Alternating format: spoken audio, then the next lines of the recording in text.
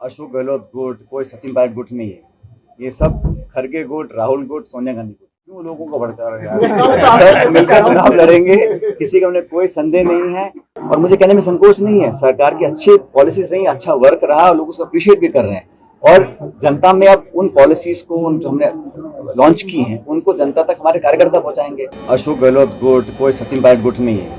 ये सब खरगे गुट, राहुल गुट, सोनिया गांधी गुट, हम सब लोग। अभी जब दावेदारों की जो सूची तय हो रही है सर, इसमें कई प्रत्याशी ऐसे होंगे जो आपके भी खास होंगे और कई प्रत्याशी ऐसे होंगे जो मुख्यमंत्री या कांग्रेस के आलाकमान के खास होंगे। ऐसे में असमंजस की स्थिति होगी दोनों ही जगह पर। मैं स्पष्ट कर देता हूँ कि जो भी उम्मीदवार हैं, जो भी कहीं के भी हैं, वो सब मेरे ही गुट के हैं मानता हूँ। इसमें कोई किसी का अलग गुट किसी का नहीं है, सब कांग्रेस पार्टी के हाथ के निशान के साथ हैं। ये हो सकता है कि किसी की लाइक और किसी को ज़्यादा कम पसंद करते हो, ये स्वाभाविक है, हम इंसान हैं, किसी को ज़्यादा पसंद कम पसंद, लेकिन हम सब संगठन, विचारधारा, पार्टी से बने हुए लोग हैं। और जो भी चुनाव लड़ेगा उसको चुनाव कांग्रेस पार्टी लड़ाएगी। खरगे जी, राहुल जी, सोनिया गांधी जी लड़ाएंगे, हाथ का चुनाव लड़ाएगा, हाथ का चुनाव चिन्ह। और ये सबको बात जानते हैं और सभी बात को एक्सेप्ट। लेकिन अंदर ही अंदर सब यही कहते हैं, कोई अंदर बाहर की बात नहीं है, बिल्कुल स्पष्ट है, तो उसकी बैंड बजा सब मिलकर लड़ेंगे। ऐसा आप क्यों लोगों को भड़का रहे हैं? सब मिलकर चुनाव लड़ेंगे, किसी का उन्हें कोई संदेह नहीं है। जो 4.5 साल निकल गए हैं, चुनाव का समय आ गया। अब जिम्मेदारी के साथ, गंभीरता के साथ, क्योंकि भाजपा सब काम करने वाली है। भारतीय जनता पार्टी के लोग, मैं जानता हूं, चुनाव जीतने के लिए कुछ भी कर सकते हैं। इसलिए भ्रमित करना, लोगों को भटका देना, जज्बातों को भड़का देना, आपस में आक्रोश पैदा कर देना, तनाव पैदा कर देना, ऐसे मुद्दे कैसे कैसे उठ जाते हैं। कभी का नाम बदल रहे हैं, इंडिया है, भारत है। अरे भाई, दोनों ही नाम संविधान में लिखे हुए हैं। तो ये बेवजह की जो चर्चाएं होती हैं, ये लोगों का ध्यान भटकाने के लिए होती हैं। इसलिए आम नागरिकों के लिए इस देश के प्रति कांग्रेस पार्टी की कुछ जिम्मेदारियाँ हैं। इस देश में आज संवैधानिक संस्थाओं को गंभीर चुनौती मिल रही है। उनको बचाए रखने के लिए, जमहूरियत को मजबूत करने के लिए, ये कांग्रेस सबसे बड़ा विपक्षी दल है। तो इंडिया अलायंस में हम लोग उसको लीड करते हैं, लेकिन हम सबको साथ लेकर चलें, बहुत बड़ी बात है। कितने अरसे के बाद इतने दल इकट्ठे आए हैं, अपने अपने इंटरेस्ट को पीछे रखकर देश को बचाने के लिए एक इंडिया अलायंस हमने फॉर्म किया है।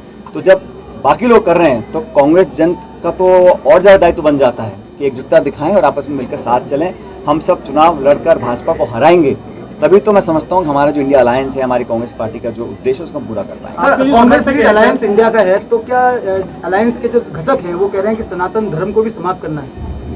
ऐसा है, मैं इसमें क्या का कमेंट करना नहीं चाहता हूँ, लेकिन हम में से किसी भी व्यक्ति को ऐसी कोई बात नहीं बोलनी चाहिए जो किसी और दूसरे व्यक्ति के जज्बात या सेंटिमेंट्स को हर्ट करे। हमारी कुछ भी सोच हो वो हम तक रखें, लेकिन किसी को भी अधिकार नहीं है कि किसी और की फीलिंग्स या सेंटिमेंट्स को हम लोग हर्ट करें। ये हमारे यहाँ एक फ्रीडम ऑफ स्पीच है, अपनी आप बात को व्यक्त कर सकते हैं, लेकिन एक ध्यान रखना चाहिए कि किसी और के जज्बातों को हम ठेस ना पहुँचाएं। अजमेर आने का आज कोई विशेष मैं बहुत दिनों से पत्रकार वार्ता नहीं करी थी, मैंने कहा आपके जो समर्थक हैं उनको कोई मैसेज आपकी तरफ से देना चाहेंगे? क्योंकि मेरा सब कांग्रेस पार्टी के समर्थक हैं और मैं कांग्रेस पार्टी का कार्यकर्ता हूं। हम सब मिलकर एक परिवार के रूप में बैठे हैं, काम करेंगे।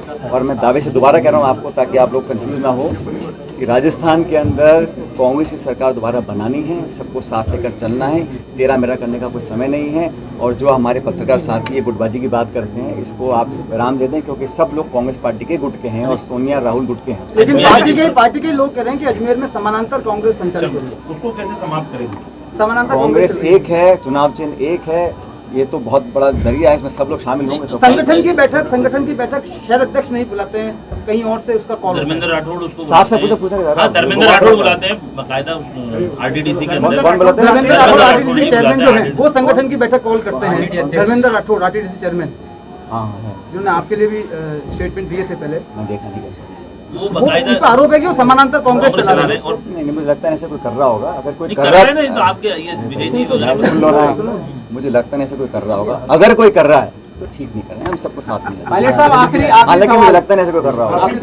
राजस्थान आखिरी क्यों 2 और कानून व्यवस्था पर क्या कहेंगे? क्राइम होता है, पुलिस पकड़ती है, मैंने क्या स्टेटमेंट दिया था इसलिए आपने और बताओ भाई कुछ मजेदार बात है। शांति धारीवाल पर बयान दिया गजेंद्र शेखावत ने, उन पर अब अब ये चुनाव आ रहे हैं, लोग बयान देते हैं, लेकिन मुद्दों की बात कोई नहीं कर रहा है। मुद्दा ये है कि 25 सांसद जीत के गए राजस्थान से। आपने राजस्थान को क्या दिया?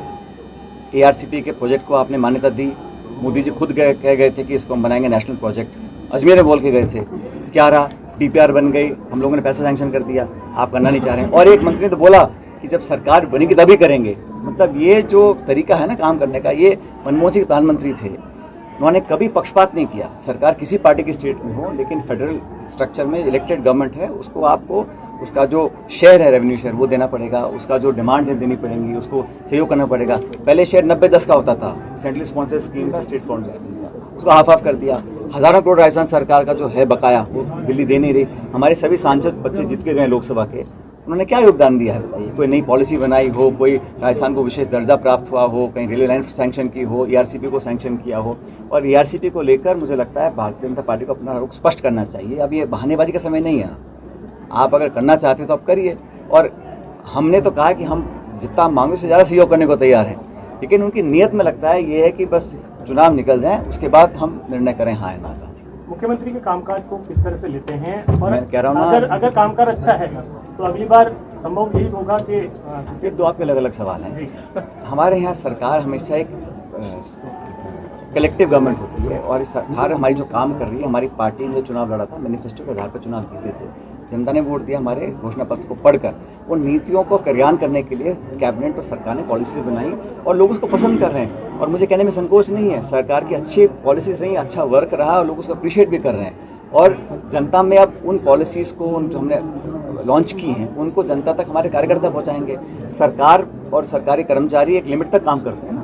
पब्लिक सेंटिमेंट बदलने के लिए कौन सा वर्कर जो बूथ पे खड़ा होता है, वो लाभार्थियों को जाके हम अपना कम्युनिकेट करें कि हमने अपना पार्टी के लिए, सरकार ने किया है और पार्टी ने किया है, जनता तक पहुँचे।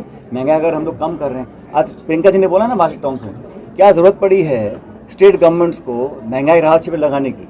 क्योंकि केंद्र सरकार ने यहाँ पे डाका डाला है लोगों की जेब के ऊपर। 1200 रुपये का सिलेंडर बिक रहा है, एक समय टमाटर 200 रुपये का किलो हो गया।